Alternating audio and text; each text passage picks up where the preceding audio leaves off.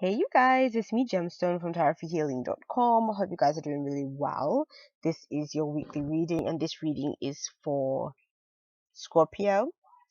And the cards that showed up for you, because I already shuffled the deck and everything, from the Fountain Tarot is you have the Nine of Pentacles as your first card and the Magician as the second and then the Queen of Swords as the third one. And then you have hobbies as your butterfly card. I feel like in a way the interruption I received when I was making a video the first time was actually a good thing, because actually now looking at your cards even harder, I can see things that I didn't actually see initially. So that's why it's always good to be able to really have the time to kind of look at them and mull everything over. But the first card, and with the Magician, is kind of telling me that this is a week where you are just really focused on goals and things that you're trying to obtain for yourself. The Magician card is like when you're using your skills and your mastery to gain something for yourself. So manifestation could really be on your mind at this time. You've developed a lot of skills and you're very intellectual, and it's like you're using that intellect and that skill in a profitable way. With the Nine of Pentacles, it usually shows up as a woman in the depiction. Obviously sex doesn't matter when it comes to the tarot, but it doesn't matter in terms of whether it can apply to a man or a woman. But then what it kind of is saying is that it's a card that when you have really committed yourself to your work, it shows the fruits and the things that you can gain from that commitment. And because this can represent a person that is like more into their career than a relationship or anything else. Like their career could really be the driving force in life at this moment in time. And the Magician almost confirms that kind of energy, where the Magician will be strictly about his manifestation, strictly about what he's trying to bring into fruition.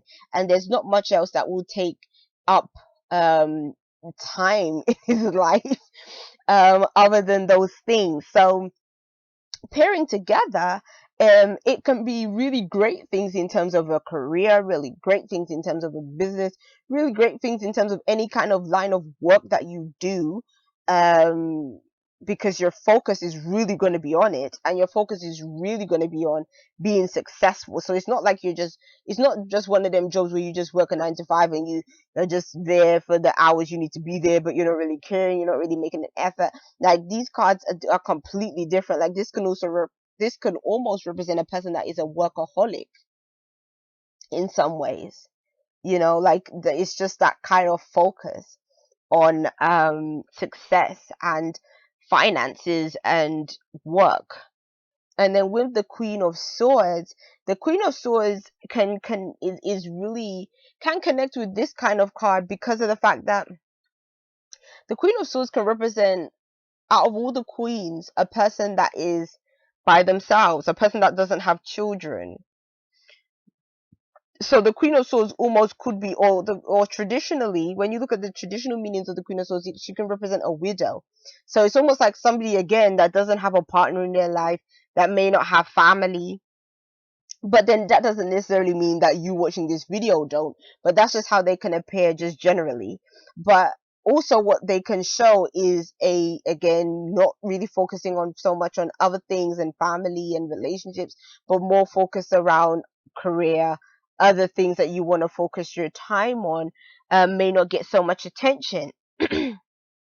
So what I kind of can see is that you have a really clear vision, a really clear idea. And the Queen of Swords can also represent, like she's been through a lot of challenges and she's learned so much.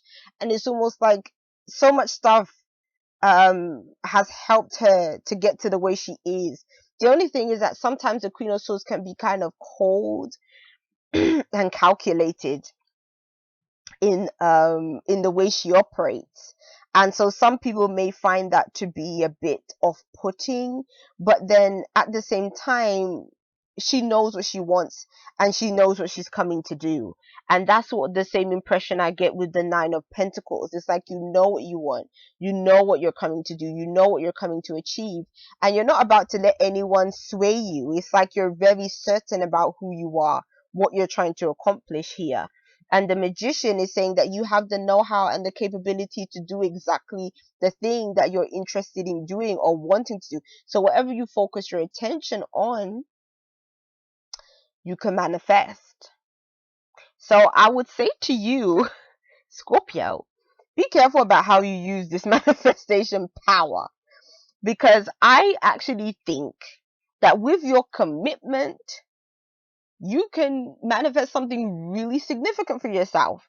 But the thing that we have to be careful with manifestation is you have to be careful how you focus that energy, because where you focus it, you can be successful. And wherever you're successful, you obviously you want to make it something that is beneficial to you and not something that isn't good for you, you know, um, because it can go either way.